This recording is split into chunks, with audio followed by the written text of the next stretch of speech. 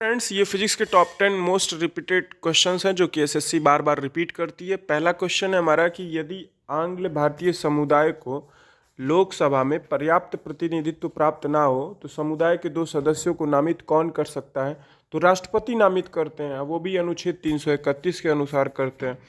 Next question हमारा कि भारतीय संविधान के अनुसार केंद्रीय मंत्री किसकी इच्छा रहने तक पद संभालेंगे? तो फ्रेंड्स, जो मंत्री परिषद होता है वो राष्ट्रपति के प्रसाद पर्यंत कार्य करता है। उन्हीं की प्रसाद पर्यंत मतलब कि जब तक इच्छा है तब तक कार्य करो, फिर जब हमारा मन करेगा तब हटा देंगे, लेकिन ऐसा होता नहीं है।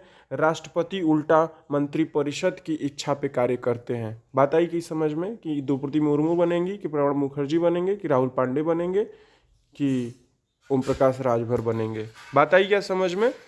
राष्ट्रपति खाली बस अंगूठा थंब लगाने के लिए होते हैं, ठीक, दस्तखत बनाने के लिए कि भैया लो इनको नियुक्त कर दो चुनाव आयुक्त। नेक्स्ट क्वेश्चन हमारा कि भारत के राष्ट्रपति को स्वेच्छा निर्णय अधिकार विवेकाधिकार के अंतर्गत क्या प्राप्त है? फ्रेंड्स, वित्तीय आपात की घोषणा नहीं, ये फाइनेंस मिनिस्टर से सलाह विमर्श करके करेंगे, प्राइम मिनिस्टर से पूछेंगे। किसी राज्य में राष्ट्रपति शासन लागू करना कभी नहीं कर सकते हैं। मुख्य चुनाव आयुक्त की नियुक्ति ये सब सरकार के अनुशंसा पे ये करते हैं, उसके सलाह पे कार्य करते हैं, लेकिन प्रधानमंत्री की नियुक्ति ये अपने विवेकानुसार कर सकते हैं। ये भी कहने की बात है अनुच्छेद 75 के तहत। सरकार की राष्ट्रपति प्रणाली के अधीन कार्यकारिणी के सदस्य क्या होते हैं? फ्रेंड्स, राष्ट्रपति प्रणाली के अंतर्गत कार्यकारिणी के जो सदस्य होते हैं वो किसी भी सदन के सदस्य नहीं होते हैं, विधानमंडल के किसी भी सदन के सदस्य नहीं होते हैं। उनकी जो कार्यकारिणी के सदस्य हैं ना, वो ऑफिसर लोग हैं, जैसे आप समझ लीजिए वो लोग उनके तहत कार्य कर रहे हैं, ठीक। और अगर किसी विधानमंडल से किसी सदस्य को चुना गया विधानसभा या विधान परिषद से, तो उसकी अपनी सदस्यता जो है वो भंग करनी पड़ेगी और वो सिर्फ और सिर्फ राष्ट्रपति के प्रति उत्तरदायी होंगे। नेक्स्ट क्वेश्चन है हमारा कि राज्यसभा के सदस्य का निर्वाचन कितनी अवधि के लिए होता है? तो 6 वर्ष के लिए होता है। कितने? और पूछ लिया जाता है कि राज्यसभा की अधिकतम संख्या कितनी है? वो 250 है। राज्यसभा राष्ट्रपति द्वारा नामित किए जाने वाले 12 सदस्य को नामित कर सकता है। बात आई क्या समझ में? 6 वर्षों का चुनाव होता है, ठीक।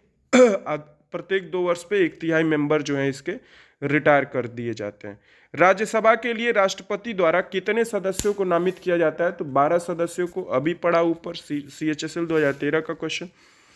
राष्ट्रपति राज्यसभा के लिए उन व्यक्तियों को जो कला, साहित्य, सामाजिक सेवा आदि के क्षेत्र में ख्याति प्राप्त निम्नलिखित में से कितने व्यक्तियों को नामित कर सकता है? तो 12 सदस्यों को नामित किया जा सकता है। नेक्स्ट क्वेश्चन है हमारा कि राष्ट्रपति पद के रिक्ति की स्थिति में उपराष्ट्रपति अधिकतम कितनी अवधि तक राष्ट्रपति का पद संभालेंगे, कार्यवाहक राष्ट्रपति के पद पे रहेंगे? तो फ्रेंड्स, अनुच्छेद 62(2) के अनुसार राष्ट्रपति अगर नहीं है किसी कारणवश से तो 6 महीने तक उपराष्ट्रपति उसके पद को संभाल सकते हैं।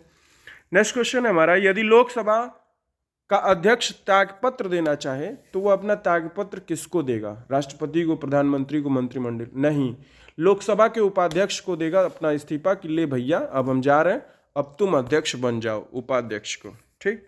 बन नहीं जाओ, अपने मर्जी से नहीं बनेगा, लोकसभा के मेंबर उसको बनाएंगे। जब राष्ट्रपति और उपराष्ट्रपति दोनों के पद एक साथ खाली होते हैं तो राष्ट्रपति का पद अस्थायी रूप से मतलब कार्यवाहक प्रेसिडेंट ऑफ इंडिया कौन होगा? तो फ्रेंड्स, भारत का जो चीफ जस्टिस ऑफ इंडिया है, मुख्य न्यायाधीश, वो राष्ट्रपति के पद को संभालेंगे।